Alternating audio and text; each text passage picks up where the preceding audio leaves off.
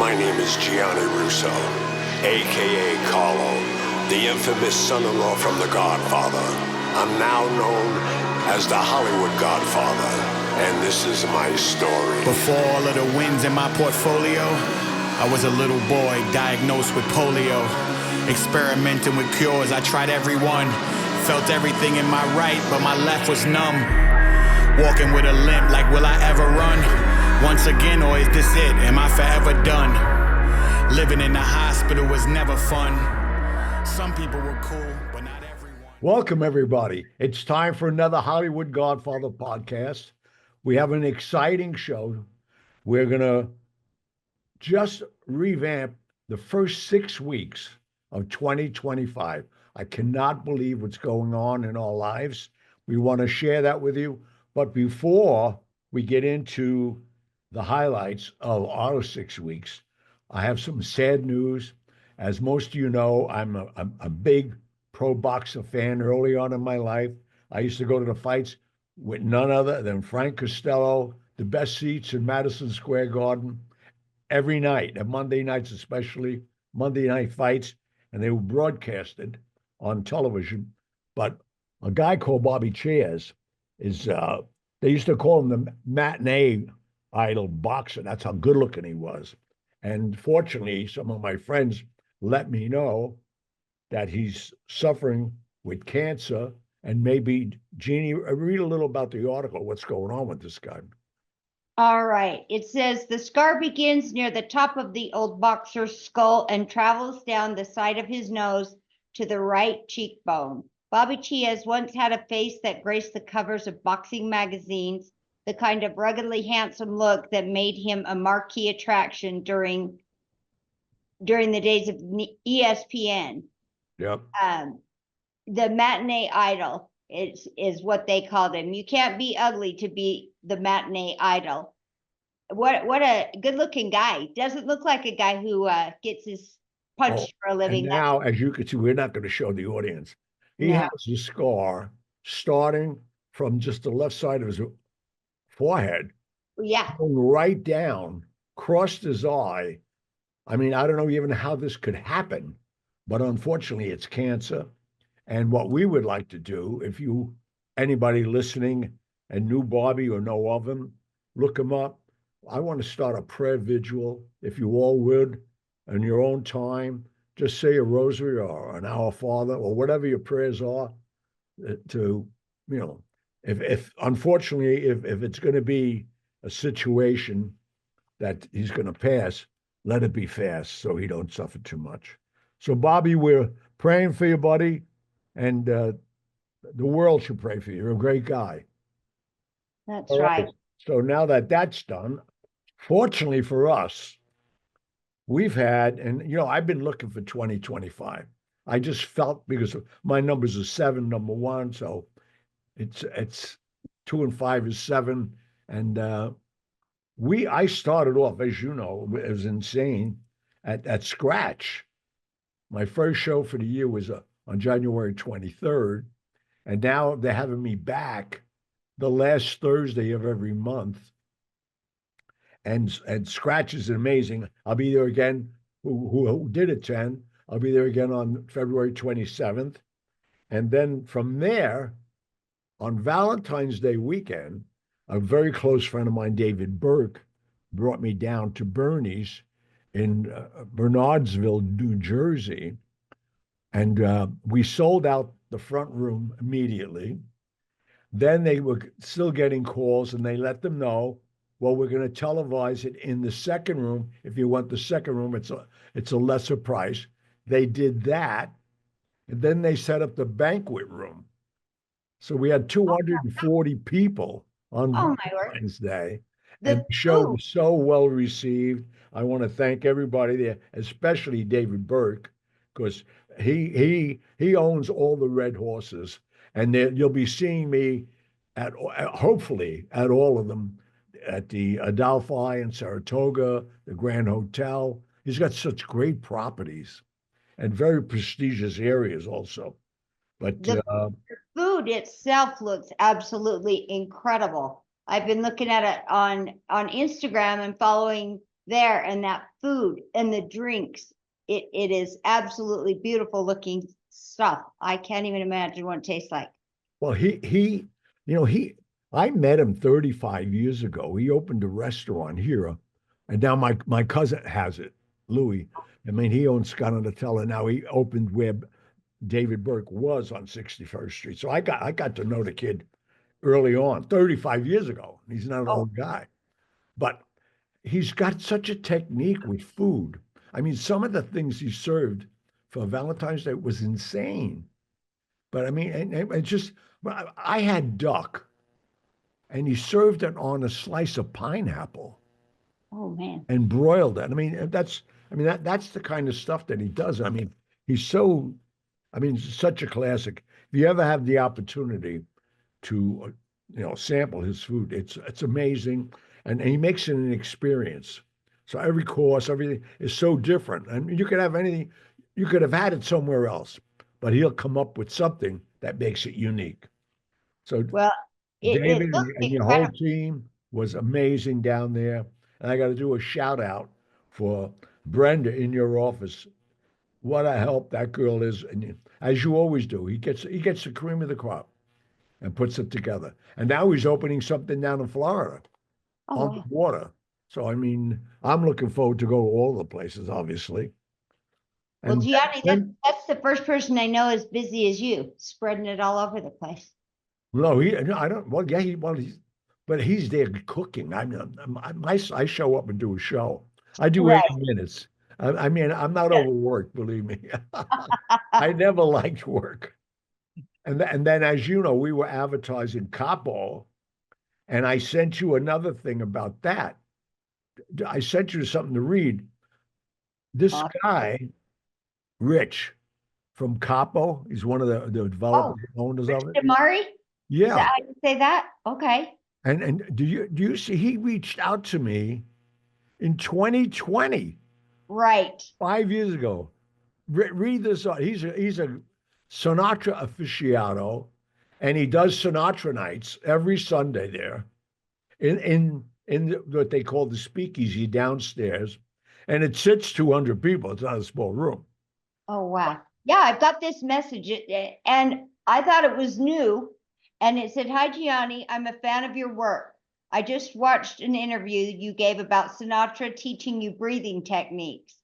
I was hoping you could share a little more detail on this. Would you be open to giving me a lesson? All the best, all the way, Rich." But tell him when you said that. Of 2020. Do you believe that? I couldn't believe it.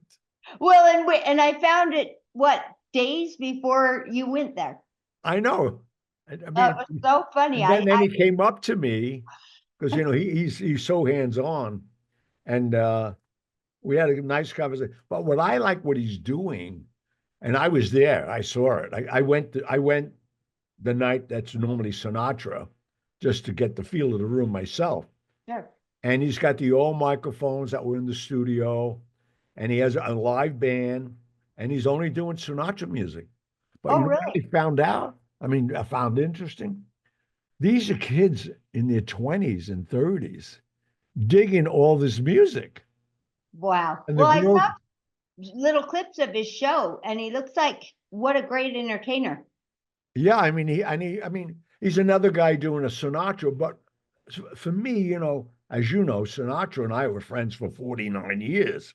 Right. I met him like everyone else met him on the radio when I was in the hospital ward. And then Carlo Gambino sent me that transistor radio. And up until that point, as most of my audience knows, our audience, I was listening to Enrico Caruso because he was from my grandmother's hometown. And that's all I knew.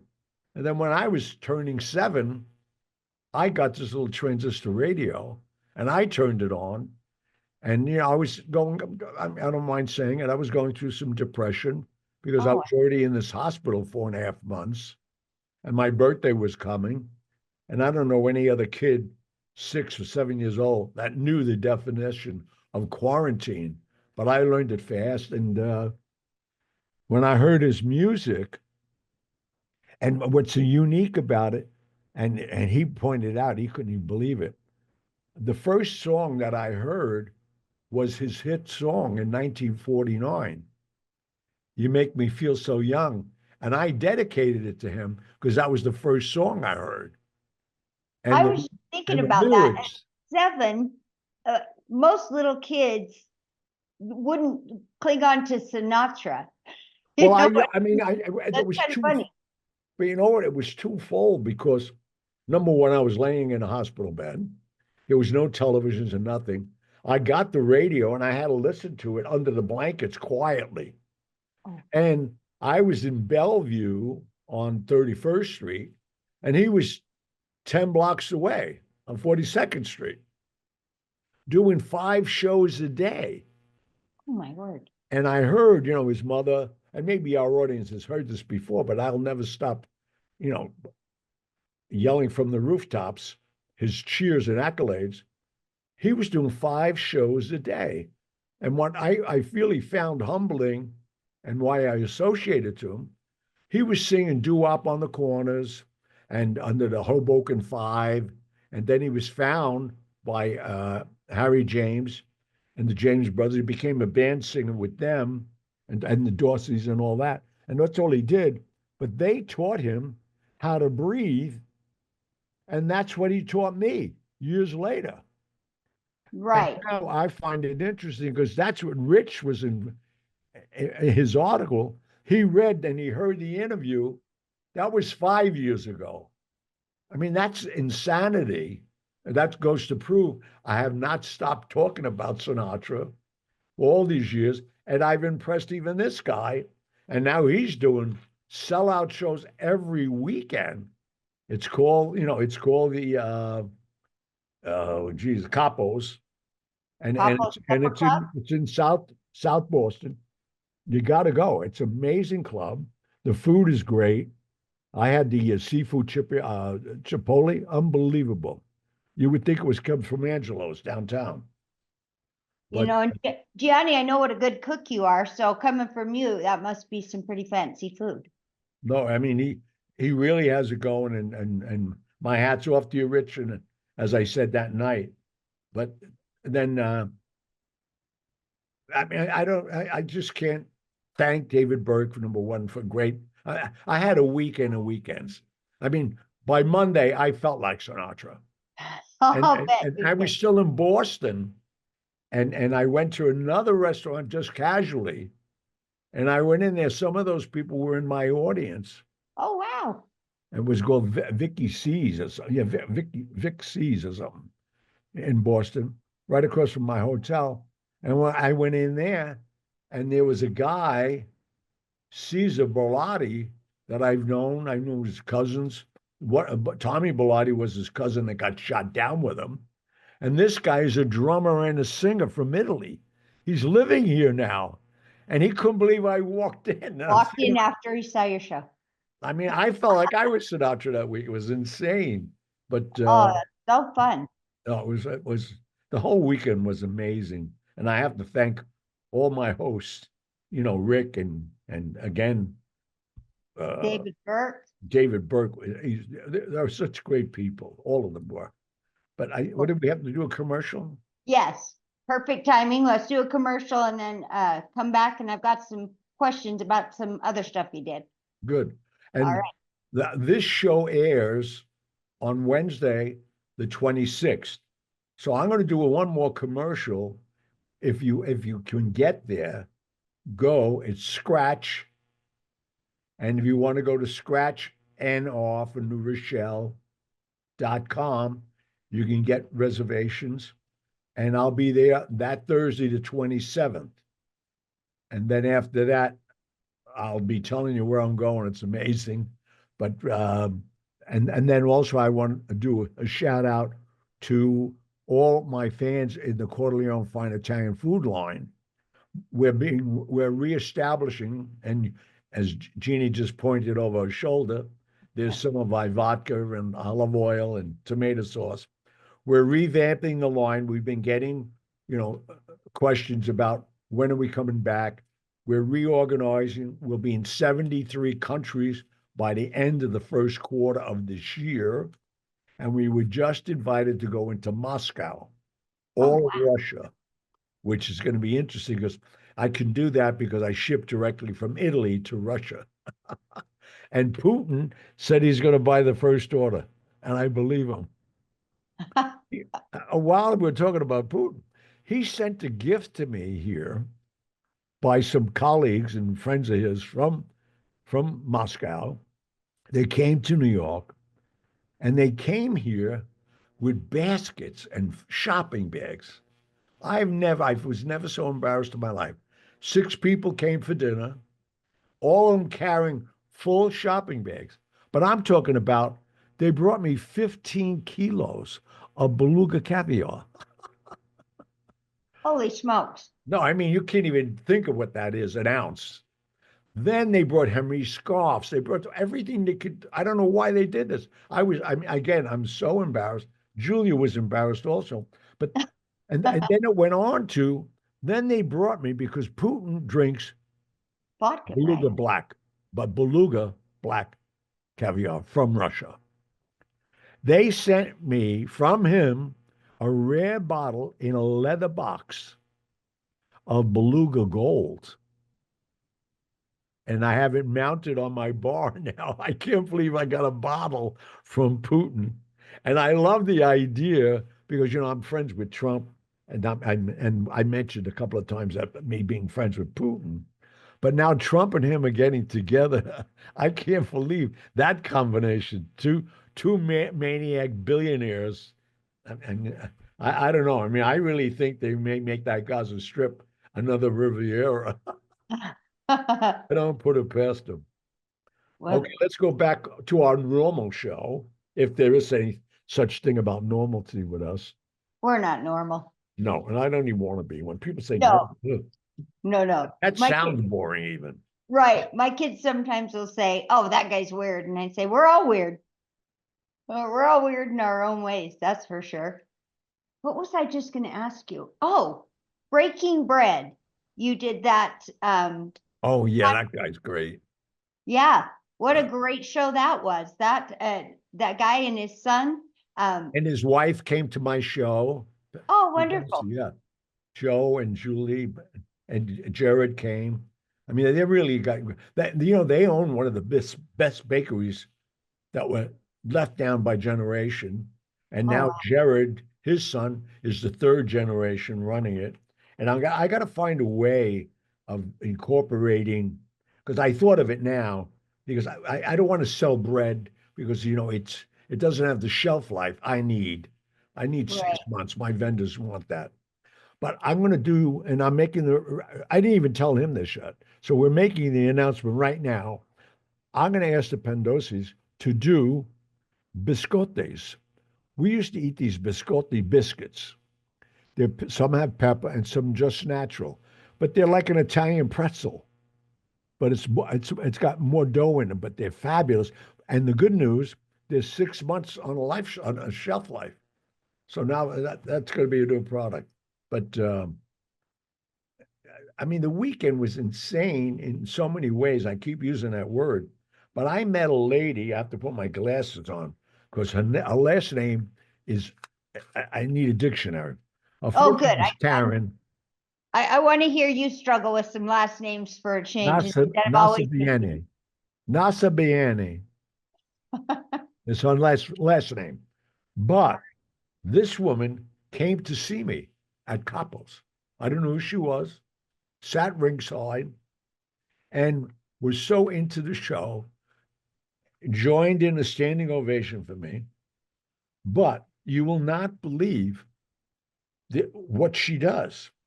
She is the chief operating officer for Bill Hanley, Hanney, Haney, Bill Haney and Company.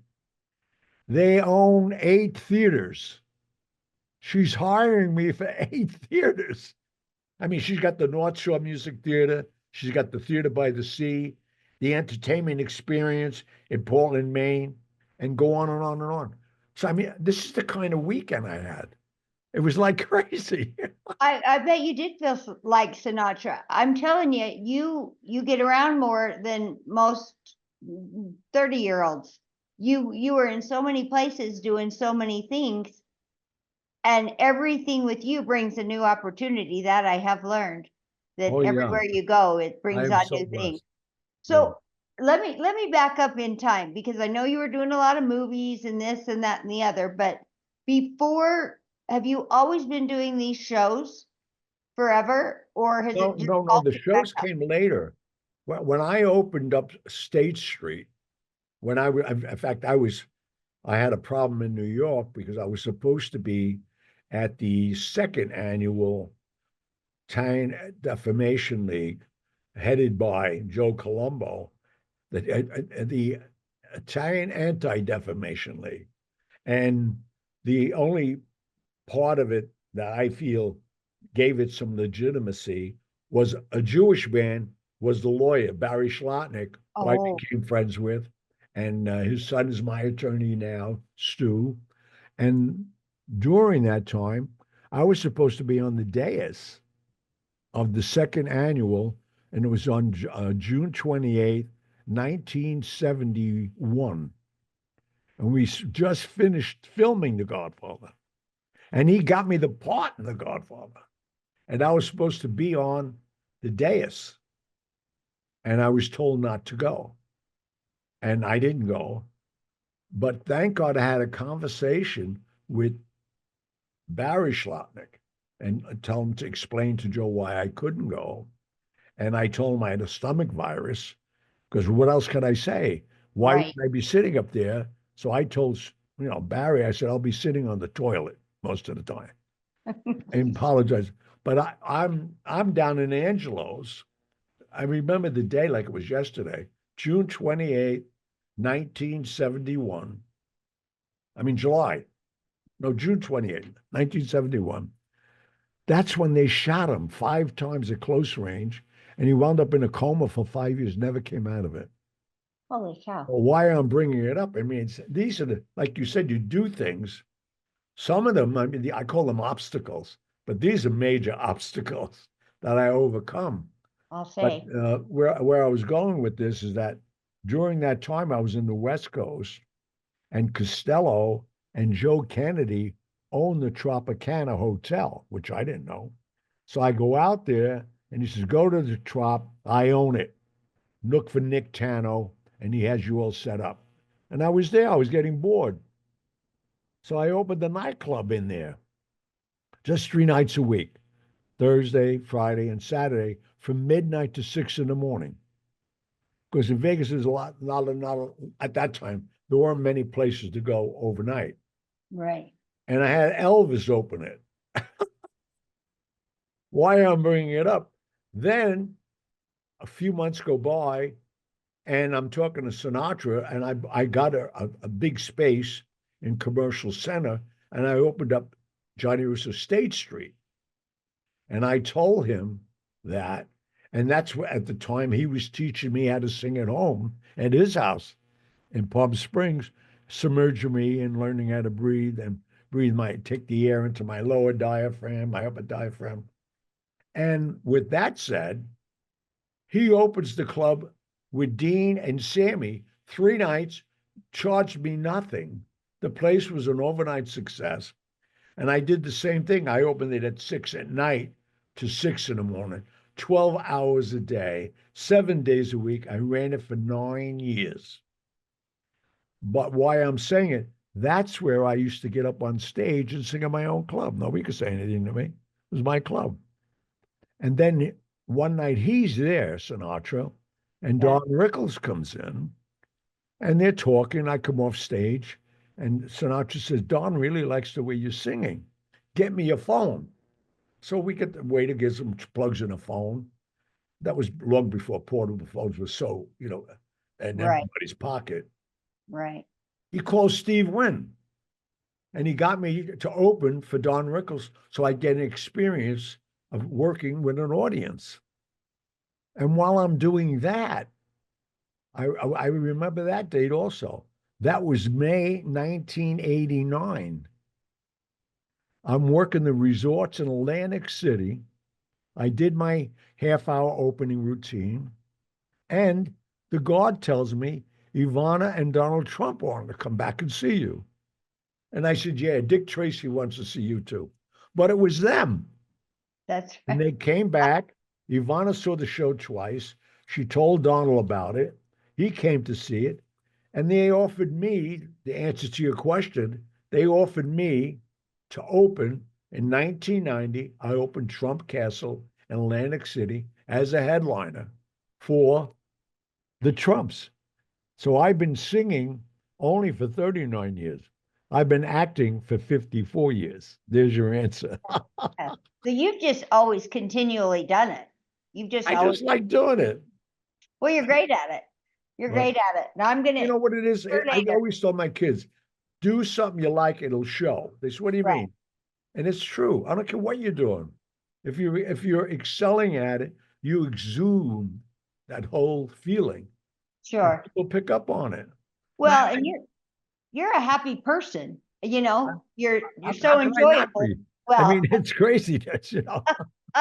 yeah, if anybody was you and weren't happy, they'd have a problem, but that's for sure. But if you weren't, you wouldn't be doing this, No, I mean, people say to me, why do I do this podcast?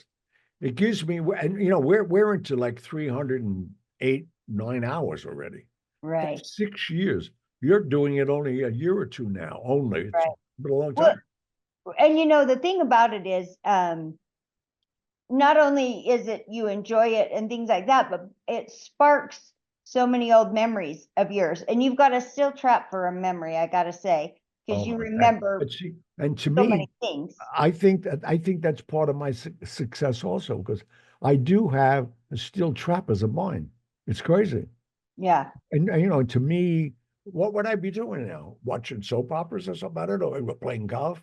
That right. to me is monotonous. I like hitting the road. I mean, I have 8 states already booked this year. I know, I can't believe it. I seriously, just following you around one weekend, I was like, I don't know how you do this all the time. You enjoy it, grabbing your bags and going, and here But I you know what am. it is? When you look and you break it down, I'm only on stage 80 minutes, but I enjoy it. Right, It doesn't mean anything to me. I have no pressure. right. And thank God I have great retention. So I remember the lyrics of 6 songs and the whole show. And When you sometimes gotta, I don't. And well, I forget sometimes on stage. And I say, you know what? I'll sing that song the next time for you. And they yeah, laugh and they enjoy it. Dean Martin taught me that. He's yeah, don't ever get nervous on stage. You're normal. That's a lot of time. yeah. Just let the people know. You made the mistake. Laugh at yourself and they'll laugh with you. And I never forgot that. That's And this exactly. past Saturday night, somebody was talking to me and they started the intro to the song. I couldn't jump back into it. And it was a Sammy Davis song. I remember it. Uh, Oh, but what the heck? For Once in My Life, which is a very fast tempo. yeah, So I said, no, you know what? Forget about it. I ain't doing that song. we'll do that Next another time I'll day. do it for you. Come And they back. all started laughing. They didn't care. Well, it's fun and people have to love your show. And the fact that you are so gracious with pictures and things like that. I know I've seen the people that just are so excited to meet you. And that's my experience has been so fun to watch the people, when we were at the Hollywood show, Yeah, the and Hollywood these show in people Burbank. coming up with memorabilia that they've had forever, or they're trading and doing all this stuff to get this memorabilia, and so excited to get you to sign it. I mean, a poster you said you hadn't even seen, and they were like, you're the last one to sign it, and they were so thrilled. It was very fun, and it's fun to see those people get to meet you, Well, and I'm they're so so blessed happy. with, I really, Yeah, I mean, some people may say that, but I've been blessed ever since I got out of the hospital. When I was 12 years old, I never looked back. And I want to thank even this audience. They're very loyal. We get letters from Australia. People are listening to our show all over the world. oh, it's It's exactly. crazy. Well, like Jose Gamma. Hi, Jose. Hope you're doing That's right. good. Jose is another one of our followers that we reach out to and just say hello to him. I mean, I don't know. Absolutely. how well he's doing yet. I hope he's Right. on a cure. And but we pray for you, and like we're Exactly. doing now for Johnny Sanchez. I mean, these are loyal fans that I've known. I've been a boxing fan forever, but Right. now that here's a guy that was, a champ, and to have this happen. I mean, when I saw the picture of him, I can't even Oh, believe, because right. a lot of his scars are on the outside of his face, Right. going down his face. Yeah. And feeling crappy and then looking so Oh disfigured. yeah. Yeah. We'll certainly keep him in our prayers. That's awful. And hopefully, I don't know what the outlook is for him, but boy, we're wishing him the best, that's for sure. But And while we're talking about that, yeah, I mean, most people know I've spoken about this man. He's worked for me and with me as family. He lives in an apartment of mine in the building. My houseboy. He's 58 years old, diagnosed with cancer. oh, He's in the hospital right now getting treatment. So I mean, that's why I'm blessed when I see what's exactly. going around me. But Right. it's. Let's talk about good things. You That's said you had some questions or answers. Oh, that's that I was just asking you about where you had been in the meantime, because I know you don't sit still. And I just wondered, in between all those things, it sounds like you've always been active and busy. Has there ever been any time where you just took a few years and well, I know you were always playing or on a boat or somewhere fun, but Yeah, well, I did that a lot when I had my boat. I just got rid of my boat finally, and I say finally because I was 21, so I'm 82. Figure that out.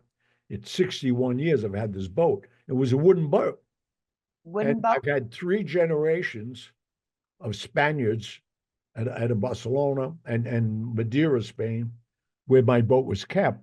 That's why the IRS and a lot of ex-wives could never find out where my boats were. But You might tell too many secrets on here, no, Gianni. but it was so funny because here we are in January or February now, and my captain's grandson, who is the captain now, so Mr. Russo, we have to do a tremendous amount of repairs on this boat because it's wood, and Oh yeah. it's 65 years old. I said, you know what? Sell it for whatever you can get. I'm not putting millions of dollars in this boat. I really don't go on it that much, but I Right. was chartering it. But it has to be certified safe to be a charter boat. So Oh, that was the end of the income. When they say you buy a boat, it's just oh, a not money not vacuum. yours. Well, and not me. No, no, no. I was getting a lot of money. I wouldn't even say how much a week from my boat being chartered through the Carlton Hotel in Cannes. But so the boat's gone. I got rid of cars.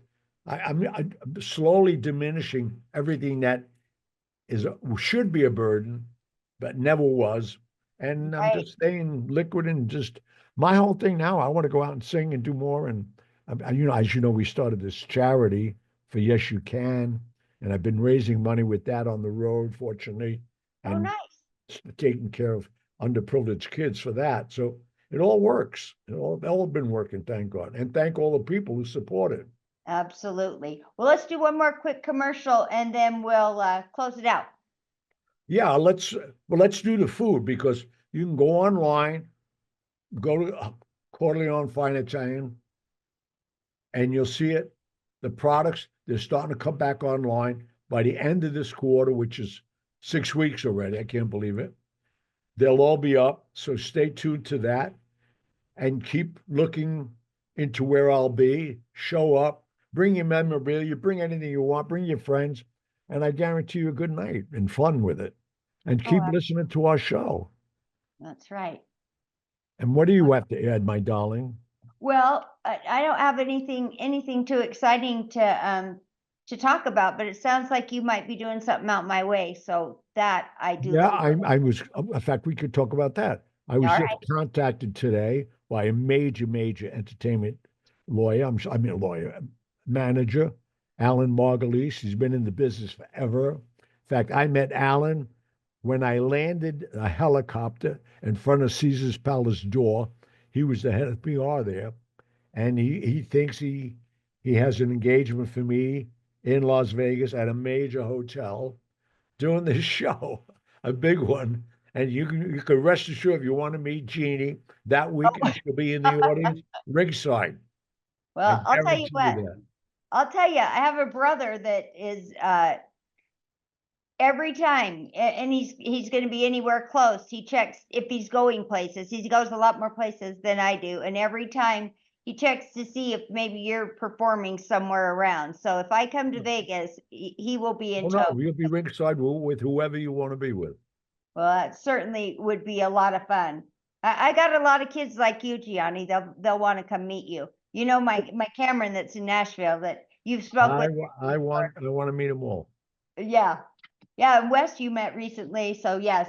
Well, I'm like you. I don't have quite as many as you. I laugh at the story of you said someone invited you for Thanksgiving and you said, "Are you kidding me? I'd have to charter a bus to get all my." Well, I mean, my family there. immediate family, if I were talking to them, there's 10 mothers to my kids. I have 14 of my children and 16 grandchildren. So there's 38 people coming. Well, I'll tell you, I know you, there are certain kids that you're able to talk to more than others, but I've got this little grandbaby that's 2.5 and she spends a lot of time with me. And I'll tell you They're the ones that'll win your heart. You know that. my daughter said, she's so obsessed with you. And I said, good. Oh, yeah, please. Oh, she's awesome. Well, I'm going to look forward to hearing more about that Las Vegas situation. So hopefully you solidify that. And that'll be for this upcoming summer. All right, great. Well, hey, just remember everybody, we are on Instagram, Facebook, lots of different places. You can hear the podcast anywhere. You can see it on, I know it's on Apple Podcasts, and I know you can see it on YouTube. Spotify now. On Spotify. So please follow. I know there's a lot of people that click the follow buttons and leave us a review. Tell us your favorite Gianni Russo movie. I did watch The Family Guy again the other day, right, a couple weeks ago. Oh, wow. Is that what it's called with Nicolas Cage?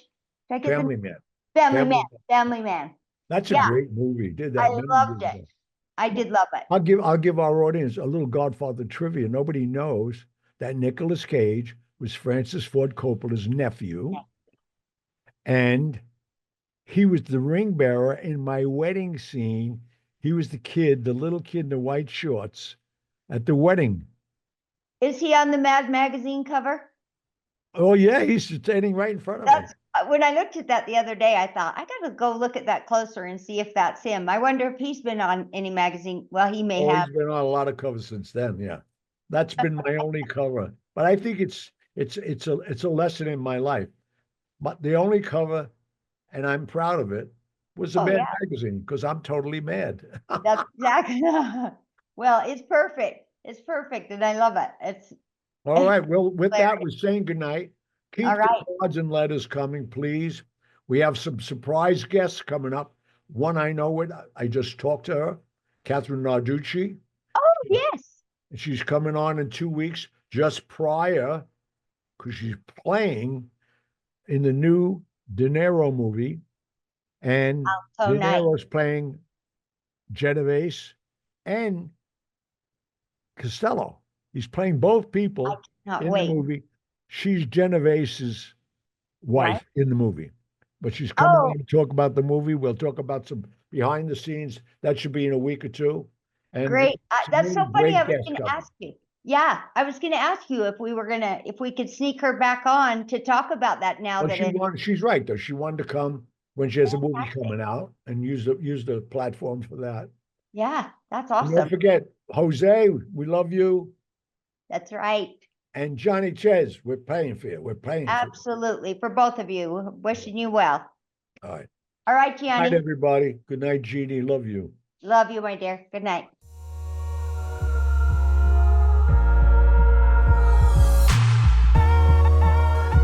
And that was that. But I'll be back. No regrets, no complaints. Lived a life with no restraints.